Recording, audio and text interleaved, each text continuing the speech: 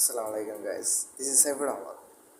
Today I'm going to tell you about a structure of a sentence.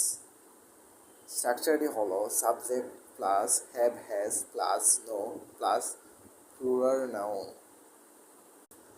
এই স্ট্রাকচারটি মূলত কোনো কিছু নেই অর্থে ব্যবহার করা হয়। এখানে থার্ড পারসন সিঙ্গুলার নাম্বারের ক্ষেত্রে হ্যাজ ব্যবহার করা হয়, অন্যান্য পার্সনের ক্ষেত্রে হ্যাভ ব্যবহার করা হয়। For example, I have no book, আমার কোনো বই নেই। I have no best friend, আমার কোনো ভালো বন্ধু নেই। I have no clothes, আমার কোনো কাপড় নেই।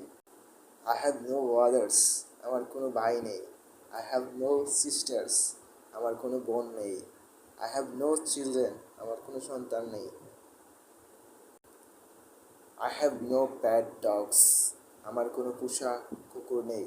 I have no money, আমার কোনো টাকা নেই।